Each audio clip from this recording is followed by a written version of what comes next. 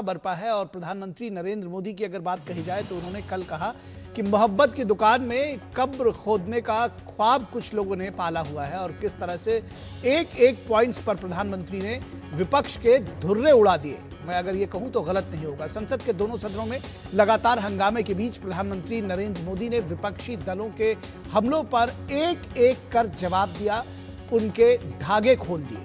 PM Modi ने कहा कि कब्र ये क्यों खोदना चाहते हैं। प्रधानमंत्री नरेंद्र मोदी की बार बार, क्योंकि ये बार बार वो कहते हैं कि पीएम मोदी तेरी कब्र खोदेगी, तो इस पॉइंट पर प्रधानमंत्री ने कहा कि मोदी की कब्र ये क्यों खोदना चाहते हैं। ये नारा नहीं, इनके भीतर की नफरत का प्रतिबिंब है। ये लोग मोहब्बत की दुकान चलाने का ढोंग करते हैं लेकिन पीठ पीछे मेरी कब्र खोदने में लगे रहते हैं। पीएम मोदी ने इनकी वजह भी गिनाई। पीएम मोदी ने कहा कि हम विकसित भारत की जमीन तैयार कर रहे हैं, कांग्रेस मोदी की कब्र खोदने का कार्यक्रम करवा रही है। मोहब्बत की दुकान खोलने वाले मोदी तेरी कब्र खुदे के नारे लगा रहे हैं। पीएम मोदी ने आगे कहा कि मोदी की कब्र ये क्यों खोदना चाहते हैं। हमने 370 की दीवार गिरा दी, नॉर्थ ईस्ट में बम बारूद की छाया समाप्त कर विकास की राह अपनाई, पाकिस्तानी आतंकियों को घर में घुसकर जवाब देते हैं, ऑपरेशन सिंदूर करते हैं, माओवादी आतंक से देश को मुक्ति दिलाने के लिए साहसपूर्ण कदम उठाते हैं। इसलिए मोदी की कब्र खुदती है और इसलिए ये मोदी की कब्र खोदना चाहते हैं। संसद के इतिहास में शायद ये पहली बार हुआ है जब लोकसभा अध्यक्ष ने खुद ये स्वीकार किया है कि देश के प्रधानमंत्री की सुरक्षा और सम्मान को सदन के भीतर ही खतरा था। लोकसभा स्पीकर ओम बिरला ने गुरुवार को एक बेहद गंभीर और चौंकाने वाला खुलासा करते हुए बताया कि उन्होंने ही कल प्रधानमंत्री नरेंद्र मोदी को सदन में आने से रोका था। बिरला ने आशंका जताई कि अगर पीएम मोदी कल सदन में आते तो उनके साथ कोई अप्रत्याशित और अप्रिय घटना घट सकती थी। लेकिन कांग्रेस नेता पवन खेड़ा कहते हैं कि लोकसभा तो अभी सिर्फ झांकी है, पीएमओ से भगाना बाकी है। कांग्रेस पार्टी ये स्वीकार करती है कि उन्होंने दलित महिला सांसदों को पीएम मोदी के सामने खड़ा किया था, लेकिन मोदी डर गए, ये कांग्रेस का कहना है। लेकिन पार्टी ये बताना भूल गई कि लोकसभा में आसन पर बैठे आंध्र प्रदेश के दलित सांसद ही थे जिन पर कांग्रेस के नेताओं ने पर्ची फाड़कर उनके मुंह पर उड़ा दी थी। धन्यवाद प्रस्ताव पर चर्चा का जवाब देते हुए विपक्ष के परसेप्शन की सियासत को आईना दिखा दिया। धन्यवाद प्रस्ताव पर बोलते हुए प्रधानमंत्री मोदी ने अपनी सरकार की उपलब्धियां गिनाई, साथ ही विपक्ष को उनके कार्यकाल का भी याद दिलाया। 2014 से पहले इस देश में सैकड़ों लोग रेलवे क्रॉसिंग पर मारे जाते थे। अनमैन्ड रेलवे क्रॉसिंग को बंद करना कोई असंभव कार्य नहीं था, लेकिन यह कार्य भी इसके पहले किसी और ने नहीं किया था। जब नरेंद्र मोदी की सरकार आई तो उसने किया। प्रधानमंत्री ने बताया कि 2014 से पहले देश में 18,000 ऐसे गांव थे जिन्हें बिजली का मतलब तक नहीं पता था। न तार देखा था, न बल्ब देखा था और न उजाला देखा था कि ट्यूबलाइट और बल्ब का उजाला कैसा होता है। 2014 के बाद जब देशवासियों ने हमें जिम्मेदारी दी, उन गांवों में बिजली पहुंची, घर घर रोशनी पहुंची। मोदी तेरी कब्र खुदेगी का ये जो नारा है, क्या इसलिए है कि जो वो कुछ नहीं कर पाए और प्रधानमंत्री ने इतना कुछ किया, इसलिए कब्र खुदेगी। तो प्रधानमंत्री मोदी ने कल राज्यसभा में कांग्रेस द्वारा मोदी विरोधी समय समय पर लगाए जाने वाले नारों के कारण गिनवाते हुए विपक्ष को जमकर घेरा। ये मोदी की कब्र क्यों खोदना चाहते हैं? ये सिर्फ नारा नहीं है, ये इनके भीतर पड़ी हुई नफरत का प्रतिबिंब है, इसकी अभिव्यक्ति है। और वे इसलिए हैं, हमने 370 की दीवार गिरा दी, इसलिए वो मोदी की कब्र खोदना चाहते हैं। हमने नॉर्थ ईस्ट में बम बंदूक और आतंक का जो छाया बना रहता था, नॉर्थ ईस्ट में शांति और विकास का राह अपनाई, इसलिए वो मोदी की कब्र खोदने पर सोच रहे हैं। पाकिस्तानी आतंकियों को घर में घुस करके जवाब देते हैं, इसलिए मोदी की कब्र खोदने की बात कर रहे हैं। ऑपरेशन सिंदूर करते हैं, इसकी उनको परेशानी होती है और इसलिए वो मोदी की कब्र खोदते हैं। माओवादी आतंक से देश को मुक्ति दिलाने के लिए साहसपूर्ण कदम उठा रहे हैं, इसलिए मोदी की कब्र खोदती है आपको। तो प्रधानमंत्री ने एक एक करके बताया कि आखिर कांग्रेस क्यों इस तरह के नारे लगाती है। ये उसके भीतर प्रधानमंत्री के प्रति जो नफरत है उसका प्रतिबिंब है। और एक एक धागे अगर खोल दिए कहा जाए प्रधानमंत्री ने कल अपनी इस जवाब में, तो गलत नहीं होगा। कांग्रेस अध्यक्ष मल्लिकार्जुन खड़गे ने कहा कि पीएम मोदी को झूठ बोलने की आदत है। प्रधानमंत्री के भाषण को रिएक्ट करने की जरूरत नहीं है, लेकिन फिर भी जितने घटिया बात उन्होंने बोली है उन बातों का मैं जरूर रिप्लाई देना चाहता हूं, क्योंकि झूठे बातों को दोहराना उनका हमेशा एक काम रहा है।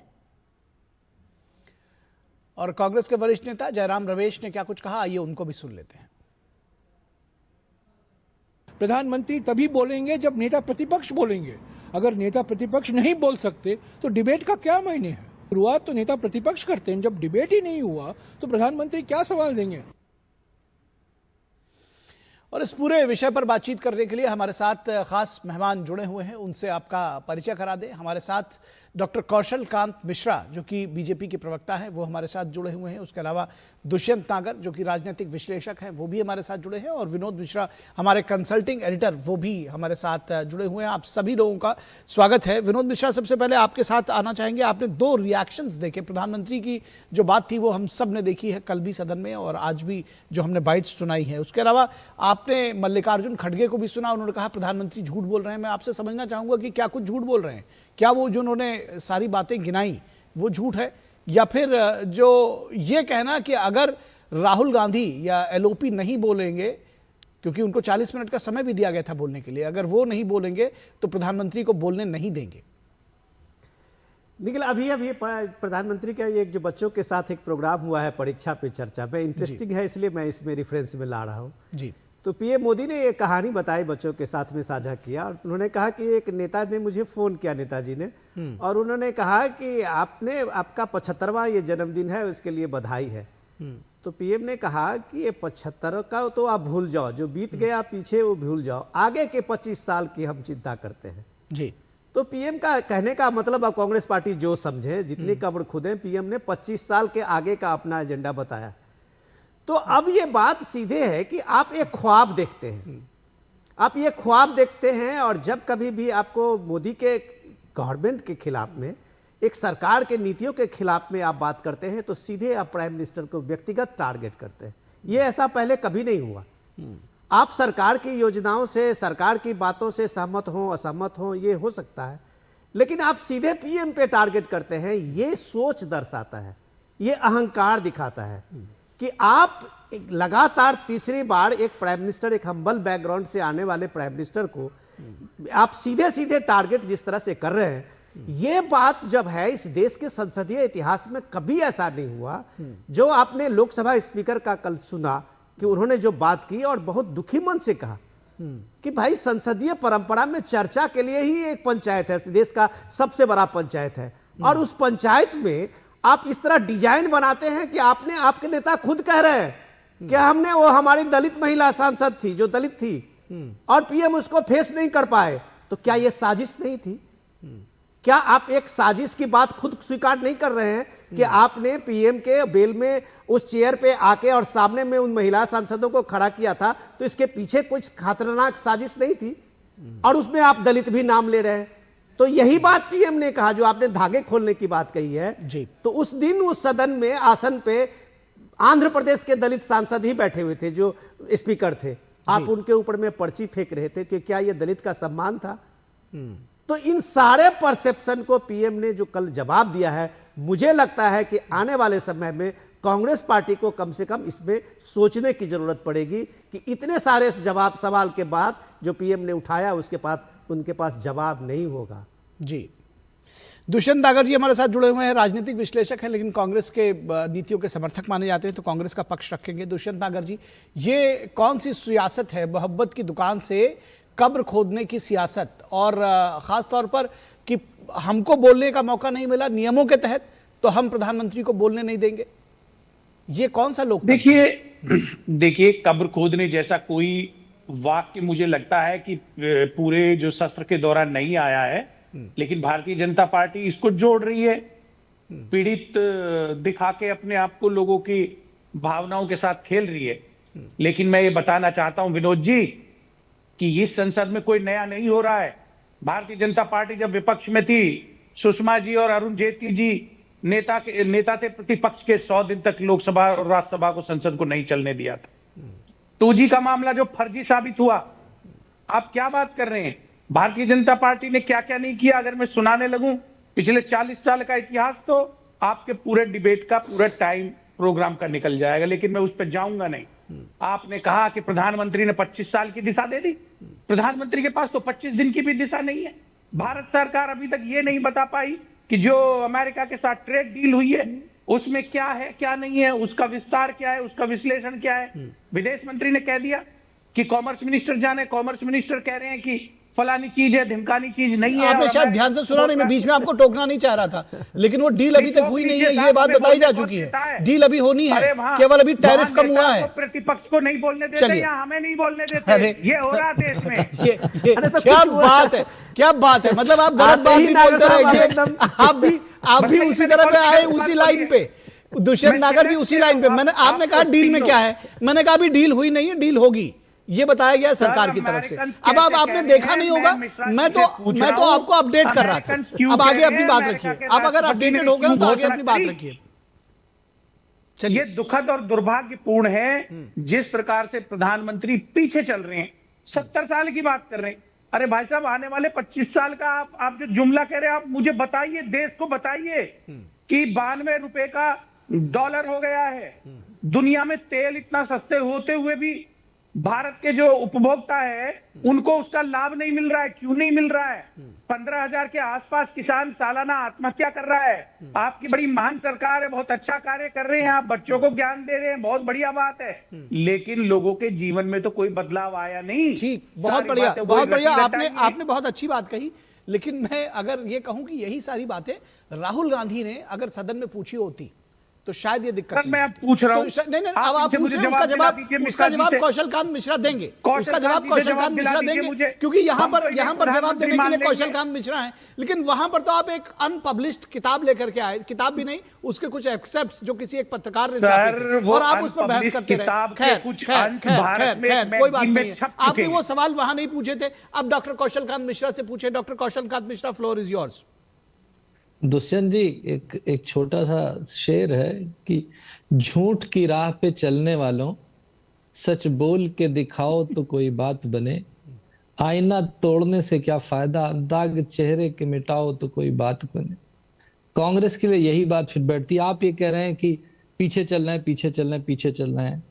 आज जब दुनिया में चाइना का ग्रोथ 5% है, यूएस का खुद का ग्रोथ 2.7% है, ईयू का ग्रोथ 0.7% है, उस समय हम 7.5 से ज्यादा की ग्रोथ रेट से चल रहे हैं। दुनिया में नंबर 2 के मोबाइल प्रोडक्शन में चल रहे हैं। दुनिया के तीसरे, युवा की बात करते हैं, जनजी की बात करते हैं, स्टार्टअप चलाने वाले वही लोग हैं। दुनिया में तीसरे नंबर पे हम स्टार्टअप पे आते हैं। पूरी दुनिया में जो भी फॉरेक्स रिजर्व होता है उसमें चौथे नंबर पे हम आते हैं। आज दुनिया की चौथी इकॉनमी बन गए हैं। फ्रेजाइल 5 से ला करके 11वें से शुरू करते हुए 5वीं इकॉनमी से चौथी इकॉनमी आ गए हैं और तीसरी इकॉनमी बनने वाले हैं। और मोदी जी का सपना है कि सपना क्या है, वो सपना पूरा होगा, देश के सभी लोग मिलकर के पूरा करेंगे कि 2047 तक एक विकसित भारत का निर्माण होगा। और आप कह रहे हैं हम पीछे चल रहे हैं। किस हिसाब से पीछे चल रहे हैं? आप ये बताइए, जो मोदी जी ने कहा, आपने कहा वो सदन में नहीं कही गई, कितने नारे बताए जाएं आपके बारे में? मोदी तेरी कब्र खुदेगी, इंशाअल्लाह इंशाअल्लाह नारा ये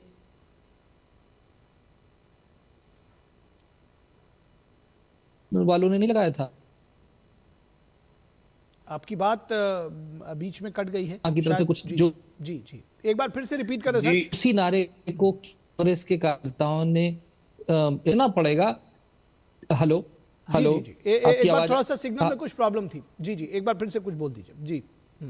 जो अपनी बात थी फिर मैं से ये repeat कह कर रहा दीजिए। था, जी, मैं सिर्फ ये कह रहा था कि जो मोदी जी के खिलाफ नारा लगाया गया, वो नारा मोदी तेरी कब्र खुदेगी इंशाल्लाह इंशाल्लाह, ये नारा प्रदर्शन का नारा नहीं था। ये नारा आप ये सोचिए कि कांग्रेस के लीडर्स ने एयरपोर्ट पे लगाया था। क्या ये गलत है दुष्यंत जी? सर ये तो संसद सच्चाई है सत्र ना, की बात चल सुनिए ना, रही है। सच्चाई तो यही है ना। और मोदी जी के खिलाफ कितने और किस किस नीचे स्तर के नारे लगाए गए। और मोदी जो, आप अपने राहुल गांधी के बारे में सोचिए ना, राहुल गांधी विदेश की धरती पे जाके जब देश का अपमान कर देते हैं, तो मोदी जी को तो छोड़ दीजिए, तो कांग्रेस को अपने अंदर एनालाइज करना पड़ेगा। और एक अनपब्लिश किताब को बार बार कोट करने की कोशिश करते हुए और उसके बाद जिस तरीके से कांग्रेस के कार्यकर्ताओं ने महिलाओं को आगे करते हुए, और ऐसा बताया गया कि दलित महिलाओं को आगे करते हुए प्रधानमंत्री की चेयर को घेरने का काम किया। दुष्यंत जी, आज तक इतिहास में कभी ऐसा हुआ है? ये तो सोचना पड़ेगा ना। आपको अपने विरोध की सीमा की लक्ष्मण रेखा तो डिसाइड करनी पड़ेगी ना। किसी भी चीज की जब लक्ष्मण रेखा टूटेगी तो क्या होगा? लोकतंत्र का नुकसान होगा। आप ये बताइए। सर अनेक बार ठीक है, लोकसभा की मैं आपके पास स्पीकर के ऊपर दुष्यंत जी कागज आपके पास फेंके आऊंगा। गए हैं। दुष्यंत जी मैं आपको बताना चाहता हूं, दुष्यंत जी आपके पास पार्लियामेंट के अंदर बिल को कांग्रेस के आऊंगा। कार्यकाल आप में सभी छीन गेस्ट के का ऑडियो फाड़ा थोड़ा आउट गया कर दें। मैं अपने पीसीआर से रिक्वेस्ट करूंगा। एक बड़ी खबर आ रही है दुष्यंत जी, थोड़ा सा धैर्य रख लीजिए। हम एक बड़ी खबर